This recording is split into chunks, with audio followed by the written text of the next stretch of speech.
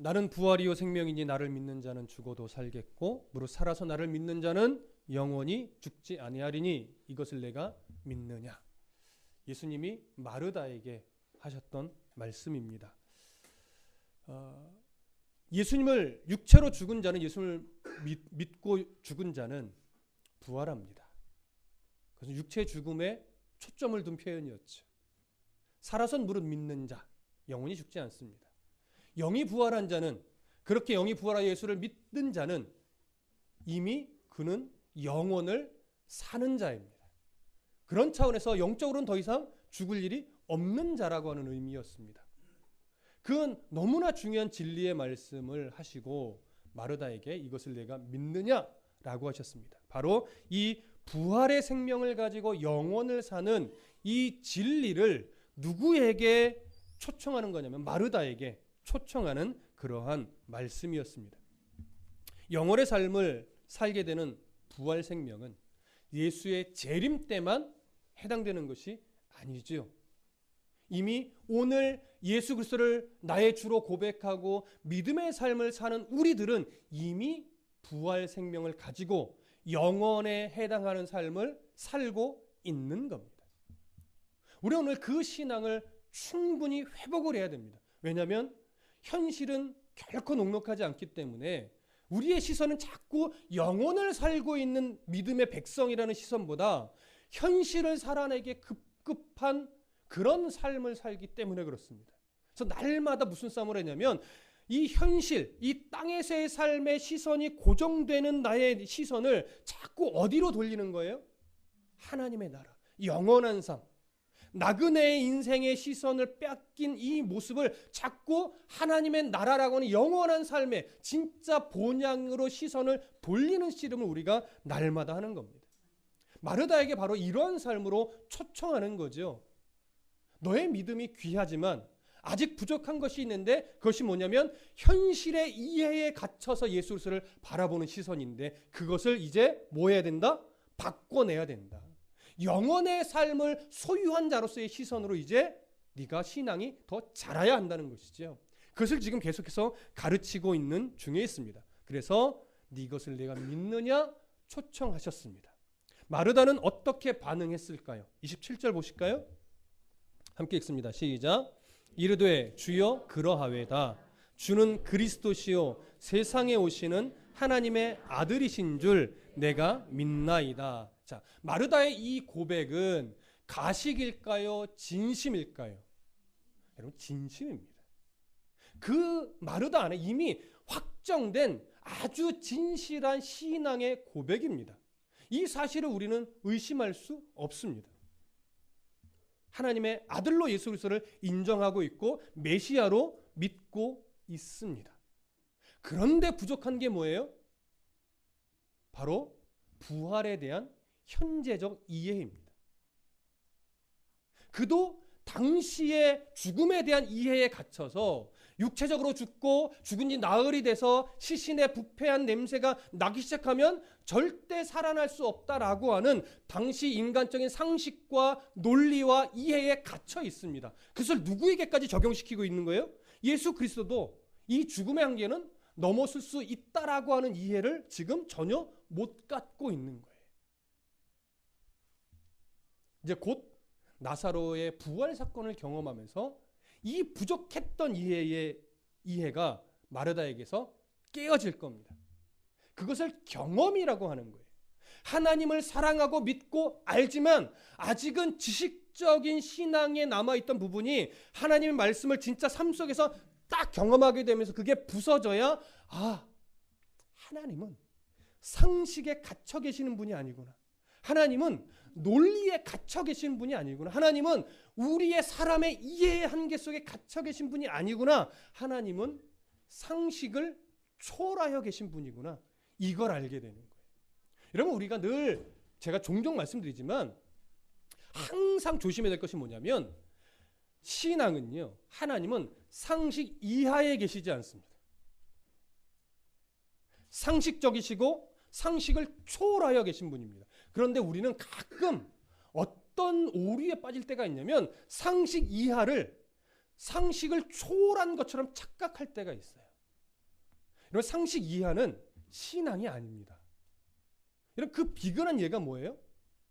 감기 걸리면 기도해서 낫습니까? 병원 가서 진료를 받고 약을 먹어야 낫습니까? 약을 먹고 낫는 게 물론 견디시는 분도 있어요. 제가 말한 건 보편적인 걸 얘기하는 겁니다. 약을 먹고 낫는 게 하나님의 진리 안에 있는 상식적 신앙입니다. 근데 그걸 신앙인은 약 먹고 낫는 게 아니야, 기도로 낫는 거지 라고 하면서 병을 키우는 것은 믿음이 좋은 겁니까? 잘못된 믿음입니까? 잘못된 믿음이라고요. 그래서 여러분, 신앙의 분별, 기본적으로 신앙은 상식선에 있습니다. 무슨 말씀 이해되시죠? 상식적으로 하나님은 이럴 수가 없어 라고 하면 그게 맞는 거예요, 보편적으로. 그런데 그렇다고 해서 하나님은 그 상식에 갇혀 계십니까? 아니죠. 상식을 초월하여 계신 분이란 말이에요. 그러니까 우리의 신앙이 상식적인 하나님과 그 상식을 초월하여 계신 하나님을 잘 분별할 때 비로소 아주 건강한 신앙이 되는데, 이것을 구분하지 못하면 가끔 맹신한다고 해야 되나요? 광신도가 될 수 있어요. 광신도는 아주 위험한 겁니다. 여러분, 교회는, 성경은 절대 성도를 광신도로 만들지 않습니다. 다분히 상식적인 신앙이고 그 상식적인 신앙의 바탕 위에서 초월하시는 하나님을 만나고 경험하면서 그를 인정하는 거예요. 그러면 나사로가 부활한 건 상식 이하입니까? 상식을 초월하는 겁니까? 상식을 초월하는 거죠. 이제 이 마르다에게 필요한 것이 뭐냐면 자기 상식에 갇혀있던 신앙을 깨고 초월하시는 하나님을 경험하는 거예요. 그게 이제 부활신앙으로 나아가는 거죠. 여러분, 오늘날 성도들의 신앙은 어떻게 자라요? 성경 공부를 하면 신앙이 자랍니까? 그거 아니에요. 제자 양육을 받으면 신앙이 자랍니까? 아닙니다. 예배를 안 빠지면 신앙이 자랍니까? 우리는 아닌 걸 너무 잘 알아요. 신앙은 어떻게 자랍니까? 말씀을 귀로 듣고 그 말씀이 내 현실의 삶 속에서 막 부딪히고 깨지고 넘어지고 다시 일어나는 과정 속에서 말씀만이 진리구나 라고 하는 것을 일상의 삶 속에서 경험해 가요. 그렇게 귀로 듣는 말씀과 내 삶에서 경험되어지는 말씀이 균형감을 이루어 가면서 하나님만이 정답이라는 것을 인정하게 될 때, 우리의 소망은 땅에 있지 않고 하나님의 나라에 있음을 내 삶의 경험 속에서 고백하게 될 때 신앙이 차분히 자라는 거예요. 그래서요, 여러분, 보편적으로 신앙은요, 신앙의 연륜과 비례하는 경우가 많은 겁니다. 물론 오래 믿었다고 신앙이 깊은 건 아니에요. 하지만 신앙은요, 반짝 은혜 받고 뜨거워졌다고 해서 그 신앙이 아직 성숙한 신앙은 아니에요. 왜냐하면 끊임없이 하나님이 개인의 역사 속에서 뜨거웠다가 가라앉았다가 회복했다가 만났다가 원망했다가 이렇게 굴곡을 막 겪어가다 보면 나중에는 뭐예요? 이제는 흔들리지 않는 신앙으로, 이 신앙의 뿌리가 말씀에 깊이 내리다 보니까 어떤 상황에도 하나님만이 정답이라는 사실 때문에 이제 흔들리지 않는 신앙이 되죠. 거기서부터 성숙한 신앙은 자라가는 거예요. 그래서 성도에게는 인생의 풍파, 이게요, 죄송합니다, 없을 수가 없습니다. 그래서 저는 제가 종종 얘기해요. 청년들의 지금의 뜨거움을 제가 믿지 않는다고요. 왜냐? 아직 풍파를 더 겪으면서 하나님을 만나야 돼요. 왜 어른들의 신앙을 우리가 본받아야 되느냐면 그 어른들은 이미 풍파를 겪어내면서 하나님을 만났다고요. 성경적 지식은 조금 부족할 수 있어요. 그러나 인생 속에서 그 만났던 하나님, 그 하나님은요, 무엇과 어떻게 바꾸거나 살 수가 없어요.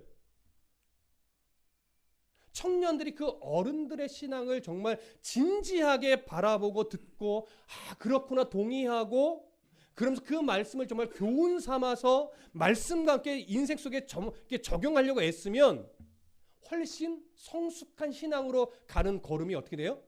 빨라지는 거죠. 그러나 넘어짐 없이 다시 일어날 수 없는 겁니다. 더 넘어져야 성숙한 신앙으로 가는 거죠. 지금 마르다는요, 그렇게 인생 속에서 오라버니가 죽는 사건과 다시 부활하는 사건을 통해서 하나님을 더 깊이 경험하는 거예요. 지금까지 만났던 그 하나님 없으면 안 되는 마르다예요. 그런데 그럼에도 불구하고 부족하다고요. 그게 깨어지는 거죠. 그래서 신앙은 언제까지 다듬어지는 거라고요? 평생 다듬어지는 거라고요. 한 30년, 40년 신앙생활 했으면 이제 다 훈련이 끝났을까요? 아니요.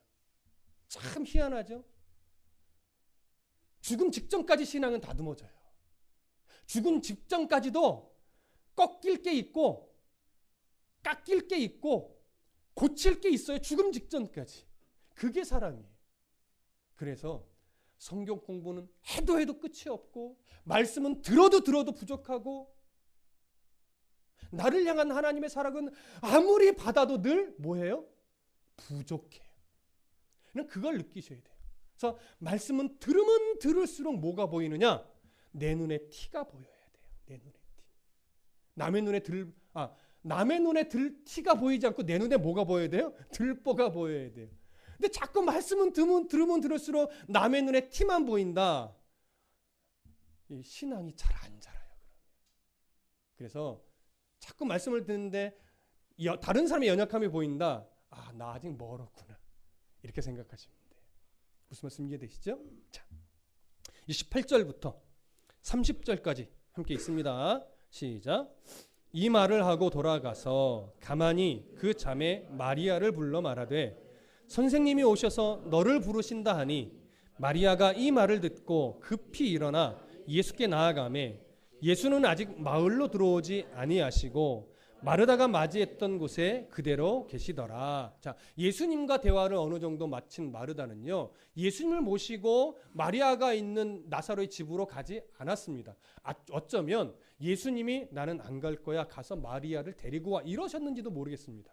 그래서 부지런히 집으로 가서 마리아를 데려옵니다. 자, 그럼 예수님은 왜 나사로의 집으로 가지 않았을까요? 예수님은 지금 나사로의 죽음을 애도하러 온 게 아니에요. 왜? 곧 살리실 거기 때문에. 그러니 굳이 상갓집으로 가실 이유가 있어요? 없지요. 예수님은 마리아를 만난 후에 어디로 가실까요? 무덤으로 가시겠죠. 무슨 말씀 이해되시죠? 그래서 예수님은요, 마을 밖에서 마르다를 만났고 마을 밖에서 마리아를 기다리셨습니다. 그리고 마리아는 예수님이 오셨다는 소식을 듣자마자 즉시로 일어나서 예수님을 만나러 갑니다. 자, 31절 함께 읽습니다. 시작. 마리아와 함께 집에 있어 위로하던 유대인들은 그가 급히 일어나 나가는 것을 보고 곡하러 무덤에 가는 줄로 생각하고 따라가더니, 자, 마리아가 급히 일어나서 예수를 만나러 가니까 함께 그 자리에서 위로하며 조문하던 이 조문객들이 마리아가 곡하러 가나 보다 이렇게 생각을 했다고 합니다. 당시 유대의 이 장례 풍습 중에는요, 시신을 무덤에 안치하고 일주일 동안은 시간이 나는 대로 무덤에 가서 곡을 하는 것이 당시 문화였습니다. 근데 남자들보다도 여성들이 훨씬 더 그 문화에 더 적극적으로 동참을 했었습니다. 그러니까 지금 조문객과 함께 조문객을 맞이하던 마리아가 갑자기 일어나서 달려나가니까 또 곡하러 가는구나. 이렇게 이제 당시 관습대로 생각을 하고 함께 곡을 해주기 위해 뭐예요? 지금 따라 나선 거죠. 자, 그러면 32절 함께 읽습니다. 시작. 마리아가 예수 계신 곳에 가서 배웠고 그 발 앞에 엎드려 이르되 주께서 여기 계셨더라면 내 오라버니가 죽지 아니하였겠나이다 하더라. 자, 마르다가 처음 예수님 앞에 만나자마자 했던 말과 거의 동일하지요. 마리아는요, 예수님을 뵙자마자 그 앞에 엎드렸어요. 자, 경배의 엎드림일까요? 이 슬픔에 지쳐 예수님 앞에 그저 쓰러지듯 엎드린 걸까요? 경배의 엎드림이 아닙니다. 너무 슬퍼서 예수님을 보자마자 그 슬픔에 지쳐 쓰러지듯 엎드린 겁니다. 그러고 나서 처음 입을 연 표현이 마르다와 동일해요. 주께서 여기 계셨더라면 내 오라버니가 죽지 아니하였겠나요? 아마도 마리아는 마르다보다도 조금 더 일찍 오시지 않으신 예수님이 섭섭했던 것 같습니다. 그래서 마르다와 같이 신앙 고백적 표현은 나타나지 않아요. 섭섭함만 표현합니다. 물론 불신은 아닙니다. 안타까움이 좀 컸던 거죠. 왜 이제서야 오셨냐라고 하는 좀 섭섭함, 안타까움이 조금 더 깊게 표현된 것 같습니다. 자, 33절 함께 읽습니다. 시작. 예수께서 그가 우는 것과 또 함께 온 유대인들이 우는 것을 보시고 심령에 비통히 여기시고 불쌍히 여기사. 자, 마리아가 예수님 앞에 엎드려 울자 함께 따라오던 유대인들도 함께 울었다고 합니다. 자, 이것은 당시 상주가 슬픔에 겨워 울을 때 함께 조문했던 사람들이 함께 울어주던 이런 문화가 반영된 것이고, 이 함께 따라오던 사람들 중에는요 전문적으로 곡해주는 사람도 있었을 것으로 봅니다. 여러분, 예전 우리나라에도 동네에 장례가 나면 옆에서 함께 막 울어주는 사람들이 예전에도 있었던 것으로 제가 들었어요. 물론 저의 인생 속에서는 뭐 그런 걸 직접 본 적은 거의 없는데, 우리나라도 그런 문화가 있었던 것처럼 당시에도 전문적으로 곡을 해주던 사람이 있었는데 아마 마르다의 집에도 있지 않았을까, 보편적으로 그렇게 봅니다. 자, 그런데 예수님이요 그렇게 마리아가 우는 모습과 함께 따라온 사람이 함께 울어주고 있는 모습을 바라보면서 예수님의 심정을 이렇게 표현해요. 심령에 어떻게 여기셨대요? 비통히 여기셨대요. 그리고 또 불쌍히 여기셨대요. 이 두 단어를 우리가 조금 깊이 이해할 필요가 있는데, 비통히 여겼다라고 하는 이 표현을 헬라어 원어적으로 보면요 이런 느낌이에요. 분노가 끓어오르는 것에 대한 표현이에요. 그러니까 예수님은 지금 마리아의 우는 모습, 또 함께 온 유대인들이 우는 모습을 보고 마음에 뭔가 분노가 끓어올랐어요. 무엇에 대한 분노일까요? 바로 육체의 죽음이라고 하는 당시 상식적 이해에 매여서 예수님의 부활 생명의 주권자 되시는 예수 그리스도를 온전히 바라보지 못하는 그들의 연약한 믿음에 대한 일단 안타까움의 표현입니다. 뿐만 아니라 사람들을 이렇게 슬픔에 빠져서 죽음에 매이게 만들어서 생명의 주권자가 되시는 예수를 바라보지 못하게 만드는 사망의 권세, 죽음의 권세를 향한 그런 분노입니다. 그러니까 사람을 향한 분노가 아니라 죽음의 권세를 향한 분노예요. 근데 예수님은 곧 얼마 지나지 않아서 그 죽음의 권세를 어떻게 하실 거예요? 깨트리실 거예요. 그래서 분노하십니다. 그러면서 그렇게 끝나는 것이 아니라 그 분노와 함께 어떤 표현이 있어요? 불쌍히 여기셨대요. 아직 죽음의 권세에 매여서 슬퍼하고 있는 그들을 안타깝게 여기시는 거예요. 그래서 그 권세를 향해서는 분노하시고, 그것에 매여서 슬퍼하고 있는 무리들을 바라보면서는 불쌍히 여기시는, 바로 이런 예수님의 마음이 여기서 표현이 된 겁니다. 자, 34절과 35절 읽습니다. 시작. 이르시되 그를 어디 두었느냐? 이르시되 주여 와서 보옵소서 하니 예수께서 눈물을 흘리시더라. 자, 예수님은요 울고 있는 마리아 그리고 함께 온 무리들을 향해서 매우 차분하지만 아주 단호한 어조로 말합니다. 그를 어디에 두었느냐? 나사로의 무덤을 묻는 거죠. 그러나 예수님이 나사로의 무덤의 위치를 몰라서 물은 걸까요? 그렇지 않습니다. 지금 예수님이 이렇게 물은 이유는 뭐냐면 울고 있는 무리들의 시선을 완전히 죽은 나사로에게 지금 초점을 맞추게 한 거예요. 왜? 그래야 그의 부활 사건이 더 확실하게 드러나기 때문에. 그래서 무덤을 묻는 이유는 죽은 나사로에게 일단 그들의 시선을 고정시키기 위해서. 그러면서 예수님이 눈물을 흘리셨다고 합니다. 이 눈물은 마리아나 조문객들이 흘린 눈물과는 다른 눈물이지요. 그 죽음의 권세에 매여서 신음하고 있는 무리들, 그들의 아직 연약한 신앙, 이런 것들을 바라보면서 연민과 긍휼의 마음이 든 이 마음이 눈물로 표현된 것이라고 아마 우리는 이해할 수 있을 겁니다. 그러니까 무리를 불쌍히 여기셨다는 표현과 별반 다르지 않은 거예요. 그래서 그 불쌍히 여기심이 이제 눈물로 지금 표현이 되었습니다. 자, 36절, 37절 함께 읽습니다. 시작.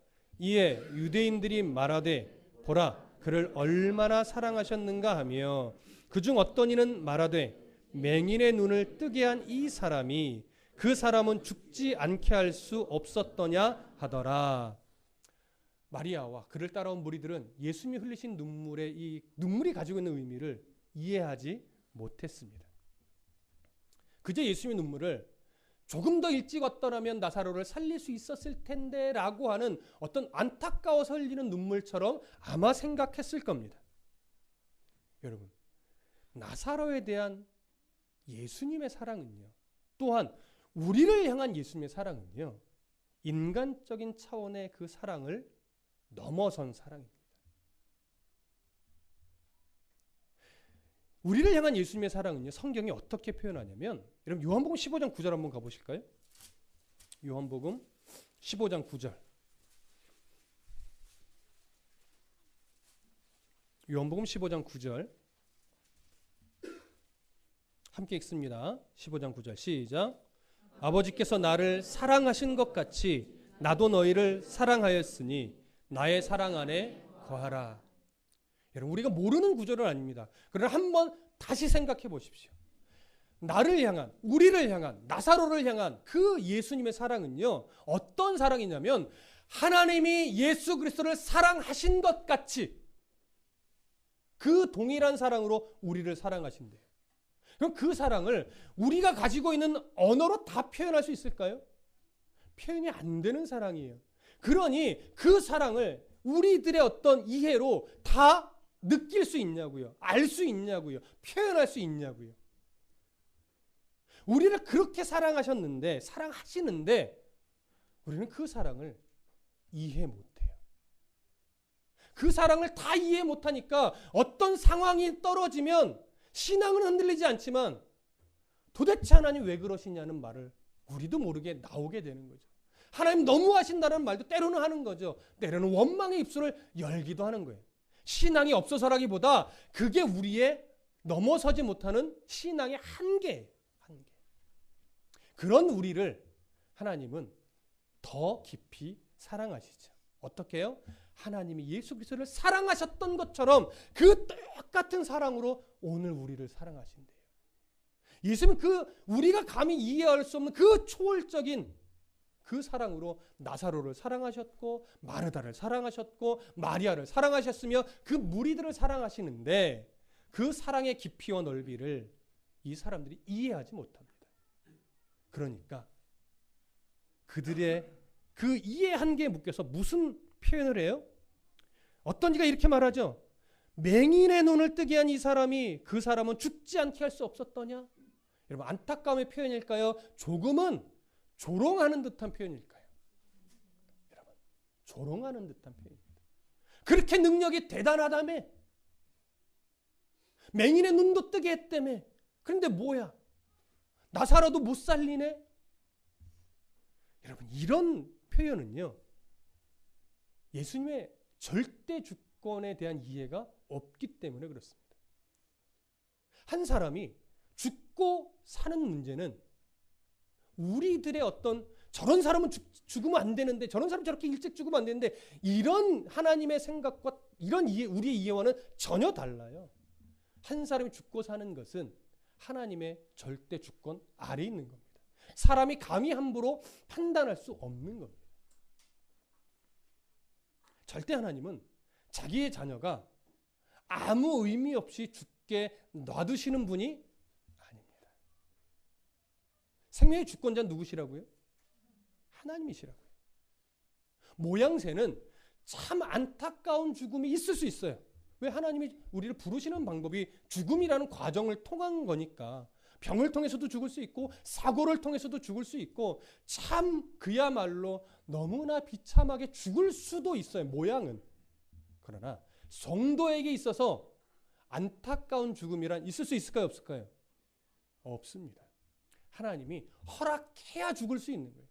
하나님이 허락해야 주님 앞에 나갈 수 있는 거예요. 우리는 근데 그거를 알면서도 실질적으로 잘 인정을 못해요.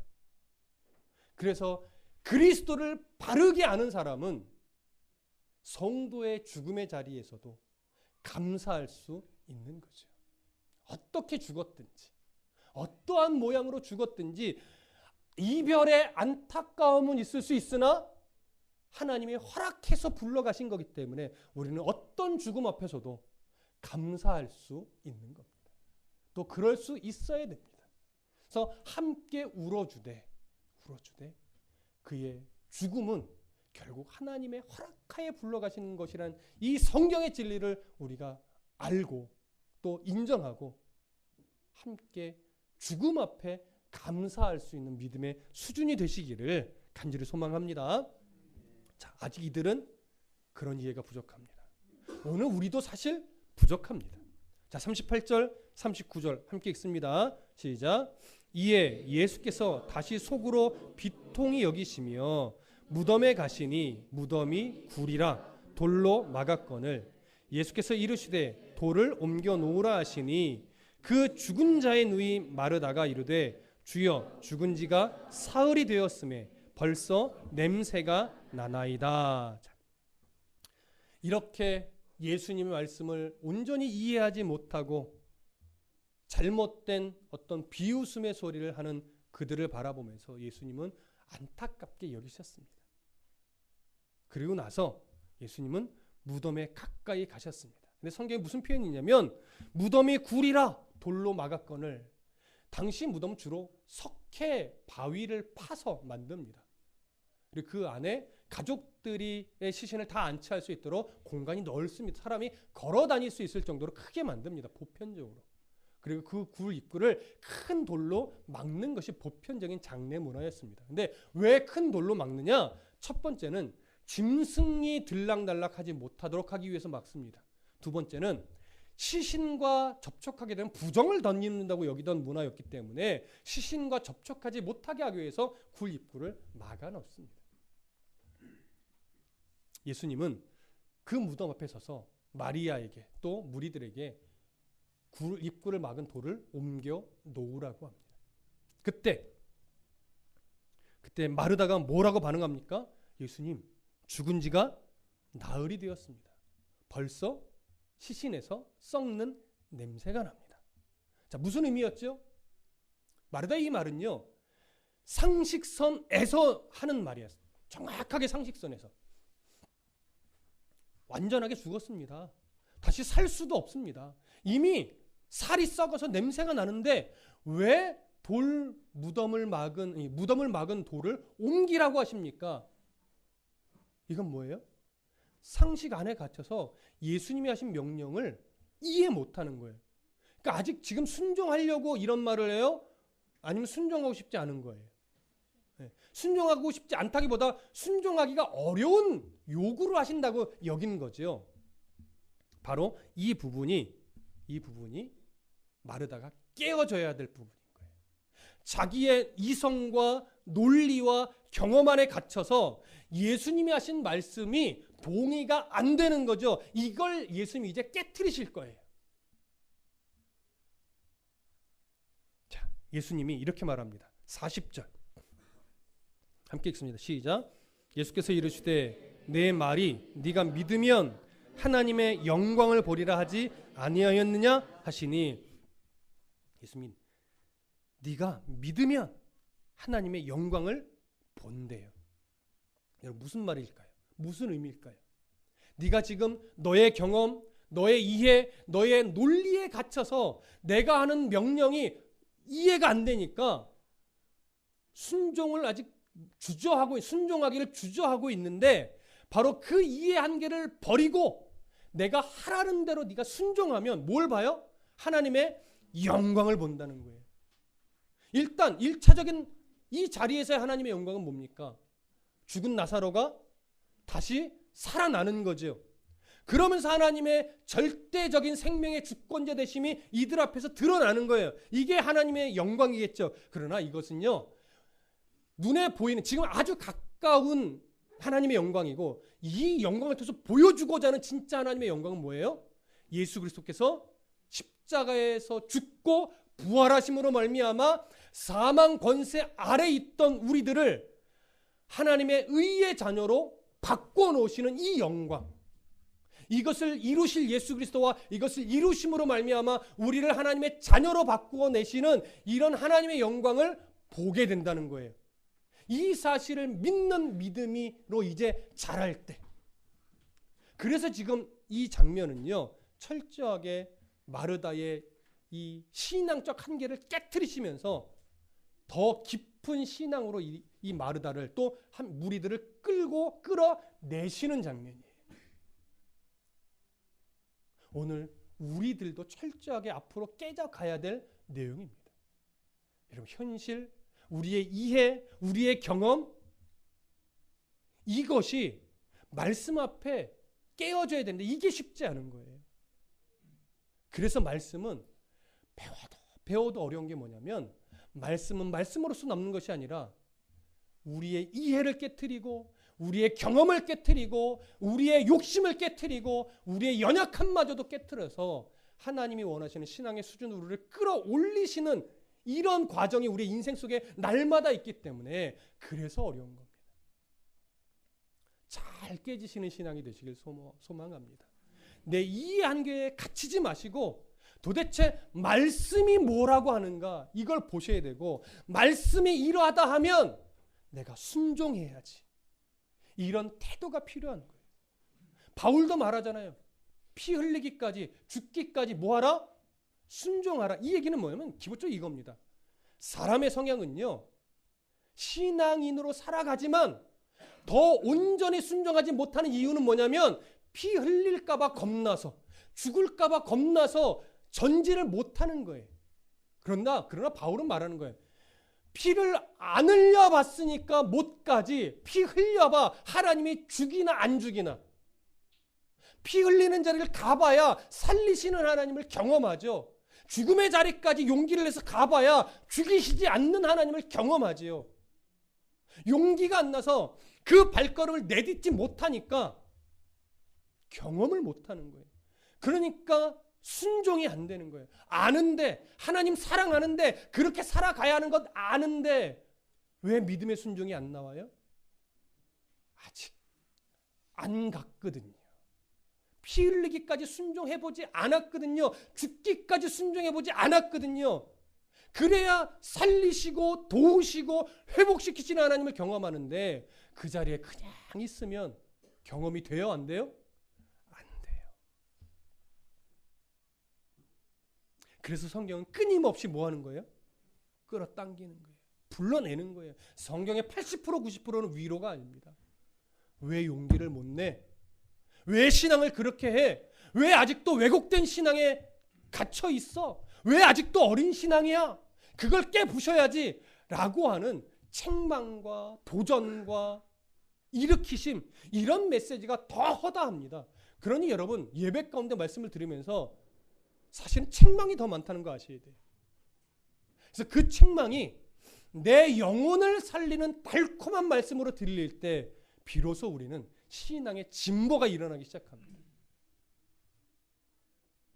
그러니 여러분, 말씀이 내 영혼의 가시처럼 여겨지는데 그것이 아픈 것이 아니라 저 가시가 나를 살리는구나, 저 찌름이 오늘도 나를 회복시키는 도구이구나, 이걸 깊이 있게 경험해 가시기를 간절히 축복합니다. 그렇게 마르다에게 예수님 말합니다. 너의 이해 한계, 경험의 한계를 내려놓고 예수가 하는 그 말씀 그대로 믿으면 네가 하나님의 영광을 경험하게 될 것이다, 이렇게 말씀하셨고, 드디어 마르다는 순종합니다. 41절 42절 함께 읽습니다. 시작. 돌을 옮겨 놓으니 예수께서 눈을 들어 우러러 보시고 이르시되 아버지여, 내 말을 들으신 것을 감사하나이다. 항상 내 말을 들으시는 줄을 내가 알았나이다. 그러나 이 말씀하옵는 것은 둘러선 무리를 위함이니 곧 아버지께서 나를 보내신 것을 그들로 믿게 하려 함이니이다. 자, 마르다는요, 결국 이해하지 못했고 동의도 안 됐지만 예수님의 이 말씀에 순종하여 뭐 했어요? 무덤을 막은 돌을 옮겼어요. 자, 잘 들으세요. 이제 곧 예수님이 나사로를 살리실 거예요. 그런데 나사로가 살아나는 이 사건을 잘 보면 마르다의 역할이 있을까요, 없을까요? 마르다의 목, 마르다의 역할 있을까요, 없을까요? 있어요. 어디까지일까요? 돌을 옮겨 놓는 것까지. 거기까지는 누구의 몫이에요? 마르다의 몫이에요. 그 다음에 죽은 영혼을 살려내는 건 누구의 영역이에요? 하나님, 예수님의 영역이에요. 그런데 만약에 마르다가 믿지 않고 도저히 이해 안 돼요. 도대체 왜 그러시는 거예요? 우리가 부정을 타면 어떡하라고요? 라고 하면서 불순종했다면 예수님이 나사로를 살릴까요? 안 살릴까요? 안 살리죠. 물론 가능성은 없어요. 순종하게 되어 있지요. 그러나 예를 드는 거예요. 오늘날 신앙에서도요, 성도의 영역이 있고 하나님의 영역이 있습니다. 이걸 잘 구분하셔야 돼요. 어떤 사람은 영적으로 너무 게을러서 내가 해야 될 영역에서도 게으른 사람이 있어요. 그러면 하나님의 일하심을 경험을 못해요. 가야 될 건 가야죠. 해야 될 건 해야죠.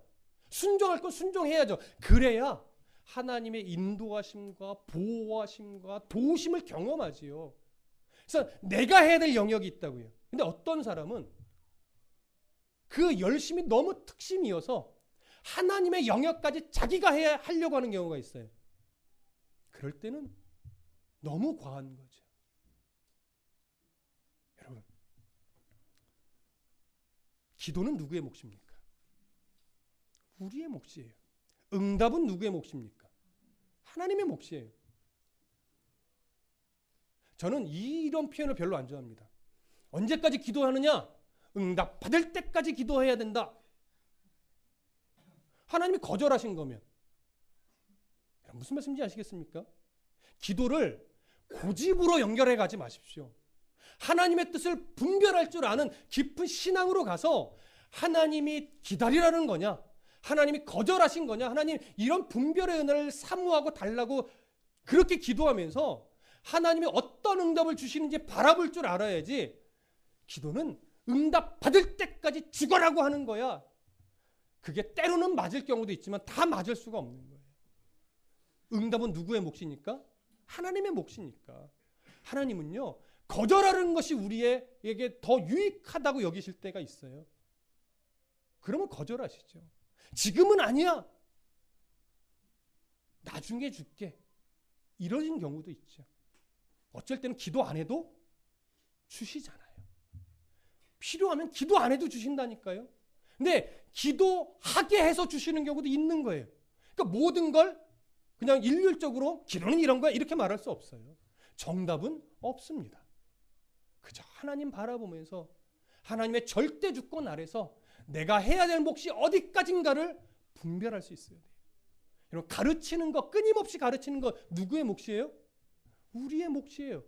그러나 한 사람을 변화시키는 거 누구의 몫입니까? 하나님의 몫이에요.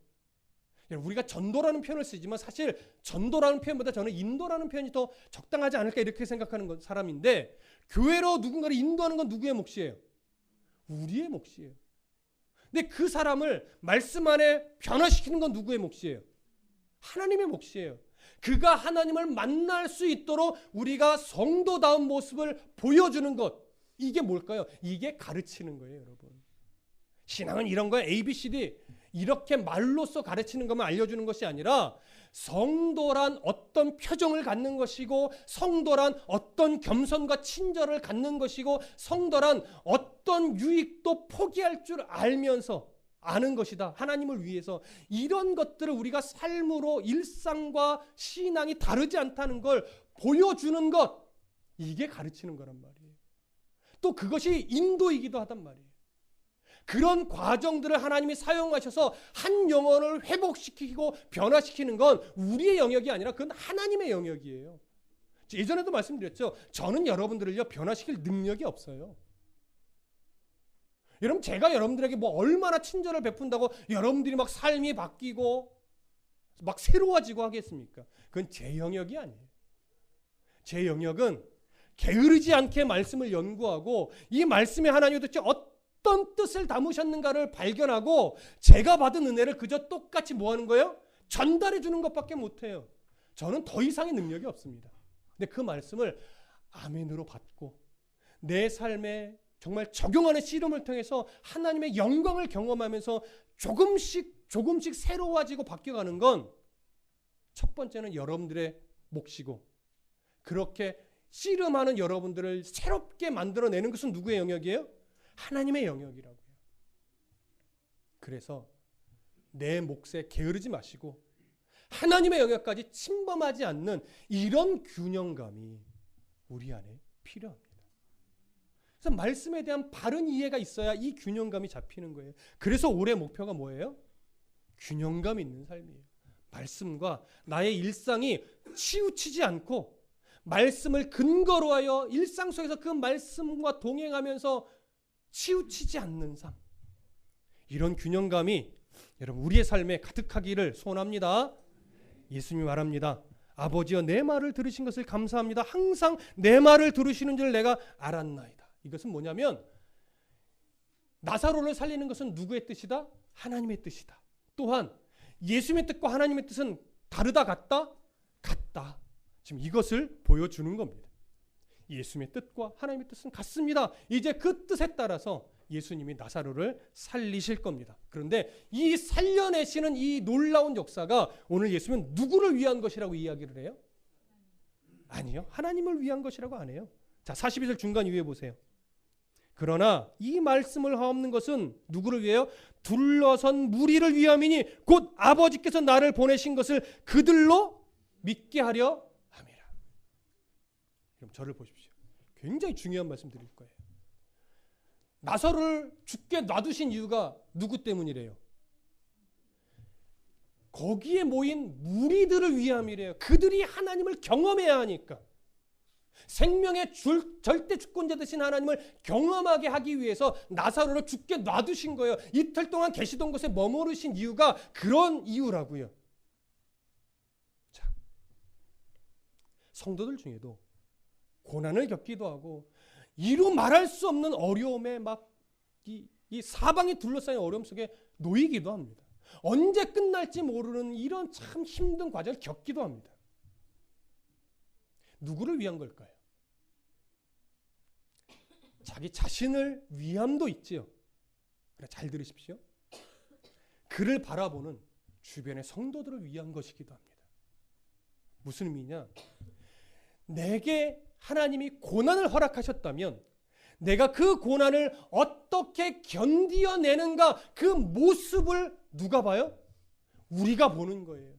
그러면서 우리도 그 사람이 하나님 말씀 안에서 바르게 견디어내고 고난을 이겨내고 그러면서 하나님의 그 깊은 사랑을 경험하는 그 모습을 바라보면서 우리들의 신앙이 함께 자랍니다. 그래서 고난은 내게 나를 위해서 아니면 나를 싫어하고 이래서 오는 것이 아니라 그 사람과 또 그 사람과 함께하는 지체들을 위해서 허락하시는 거라는 것 여러분 잊지 마십시오. 그러니 성도 한 사람이 어려움에 닥치면 우리의 몫은 뭐예요? 그가 말씀 안에 하나님 신뢰하며 그 고난의 시간들을 잘 견디어내서 하나님의 그 아름다운 영광을 그가 삶으로 드러낼 수 있게 하나님 은혜 베풀어 주십시오. 기도로 도와줘야 돼요.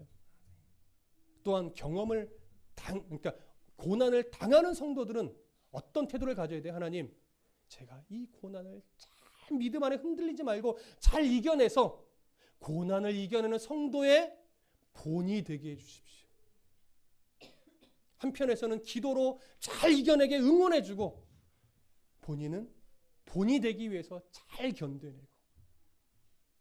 여러분, 제가 목회자가 되고 교회를 세워서 성도들과 만나서 예배하고 수년간의 삶을 살아오면서 가장 기쁜 순간들이 뭐냐면 몇 가지가 있는데, 말씀이 선포되어질 때 여러분들이 그 말씀을 정말 아멘으로 받는 표정들을 바라볼 때 행복해요.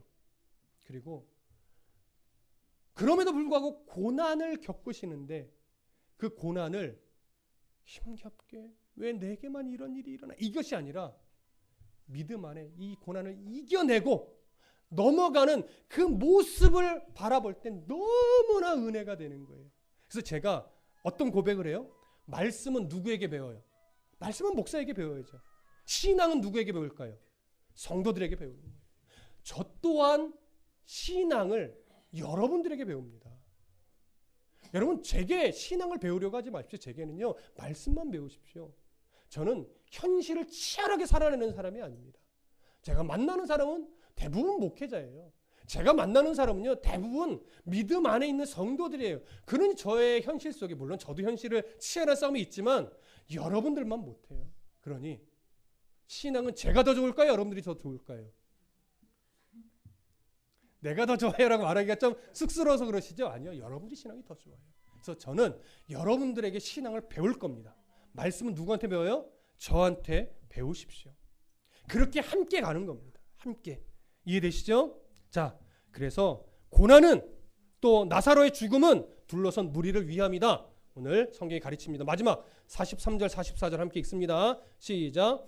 이 말씀을 하시고 큰 소리로 나사로야 나오라 부르시니 죽은 자가 수족을 배로 동인 채로 나오는데 그 얼굴은 수건에 쌓였더라. 예수께서 이르시되 풀어놓아 다니게 하라 하시니라. 이제 예수님이 정말 주권자로서의 위엄을 가지고 무덤 앞에서 외칩니다. 나사로야 나오라. 자, 나사로가 나왔습니까? 못 나왔습니까? 나왔습니다. 당시의 문화대로 배로 온 몸을 동인 채로 아마 꽁충꽁충 뛰어서 나왔겠죠. 왜 걷지를 못하니까 두 다리까지 다 이렇게 둘러 맸으니까 얼마나 어정쩡한 태도로 꽁충꽁충 뛰면서 나왔겠어요. 자, 나사로에 나오는 모습 잘 보십시오. 죽음의 권세가 나사로를 붙잡을 수 있었습니까? 붙잡을 수 없었습니다. 뭘 보여줍니까? 마지막 때 예수님이 재림하시면 모든 죽음의 권세가 다 우리를 묶어놓지 못하고 결국 주님의 부르심에 우리도 다 부활하여 하나님의 상급의 심판대 앞에 서서 영화의 몸을 덧입고 하나님이 예비하신 새하늘과 새 땅에 가서 하나님과 화목된 관계로 영원한 복을 우리가 누리게 된다는 것을 보여주는 거예요. 여러분, 우리는 죽음의 권세에 이제 매인자가 아니에요. 왜? 이미 예수님이 십자가에서 죽음의 권세를 깨고 승리하셨기 때문에 우리는 그 믿음을 가지고 살아가는 자입니다. 죽음의 권세가 나사로를 묶어두지 못했어요. 예수님 십자가에 죽으실 때 계시록에 보면 하늘에서 뭐가 하나 뚝 떨어졌다고 하죠. 참소자로서의 사탄은 그때 이미 자격을 다 잃은 겁니다. 늘 말씀드리지만 지금 사탄은요, 우리를 참소 못합니다. 욥을 참소했듯이 그런 참소자로서의 사탄은 이미 자격 상실. 왜요? 예수님이 그런 우리를 위해 십자가에 죽어주셨기 때문에. 그래서 예수님은 오늘날은 사탄은 오늘날 우리를 참소하지 않아요. 다만 뭘 해요? 미혹의 덫만 넣어요. 스스로 넘어지라고, 스스로 하나님을 멀리하라고, 스스로 신앙을 왜곡시키라고, 스스로 목사들이 자기 배를 불리라고, 스스로 교회가 덩치 싸움만 하라고 미혹의 덫을 놓지요. 참소 안 한다고요. 근데 우리들의 죄성은 그 미혹의 덫을 내 욕심에 자꾸 밟아요. 그러니 성경이 자꾸 뭘 가르치는 거예요? 그건 미혹의 덫임을 가르치는 거죠. 하나님의 사랑은 바로 우리를 향한 이런 사랑입니다. 나사로의 부활 사건, 나사로는 다시 살아났지만 아직은 영화의 몸으로 살아난 것 아닙니다. 곧 또 죽을 수밖에 없는 유한한 몸을 입고 살아났지요. 그러나 썩어진 살 그대로 살아난 것은 아닐 거예요. 다시 깨끗한 살로 살아났겠죠. 그 이후에 나사로의 흔적은 더 이상 말하지 않습니다. 성경이. 언제까지 살았는지, 뭘 하며 살았는지, 언제 죽었는지 언급하지 않아요. 왜냐하면 성경은 나사로의 부활이 가지고 있는 이 나사로의 부활이 대단하다, 여기에 맞추는 것이 아니에요. 예수를 믿으면 이런 기적이 일어난다, 여기에 맞추는 것이 아니라고요. 나사로의 부활 사건은 그 자리에 모인 무리들에게 뭘 보여준다는 것이 있어요? 하나님의 영광을 보여준다는 것에 초점이 있기 때문에 그래요. 오늘 우리가 이렇게 예배하는 것은 뭐냐면 초점이 어디에 있냐면 목사님 설교 잘하시네, 여기에 있는 것이 아니에요. 하나님의 영광을 함께 봐야 돼요. 전하는 자도 하나님의 영광을 보는 거고 듣는 자도 여기서 하나님의 영광을 바라봐야 돼요. 그런데 목회자가 강단에서 하나님의 영광을 드러내지 않고 성도들도 하나님의 영광을 바라보지 못한다면 그 예배는 실패한 예배가 되는 거예요. 여러분, 하나님의 영광을 전하고 하나님의 영광을 봐야 됩니다. 그러면 그 예배는 하나님이 기뻐 받으시는 예배가 되는 겁니다. 오늘 우리는 이런 은혜를 덧입은 성도들입니다. 그래서 더 깊이 하나님을 만나시고 이제 일상의 삶으로 또 돌아가셨을 때 이 하나님과 동행하실 수 있도록 늘 말씀에 깨어있는, 말씀에 사로잡히는 내 이해의 한계 속에 갇혀 계시지 마시고 그 상식을 초월하여 계신 하나님을 내 마음에 내 주님으로 다시 한번 믿고 신뢰하며 믿음의 걸음 한 걸음씩 잘 전진해 나가시기를 간절히 축복합니다.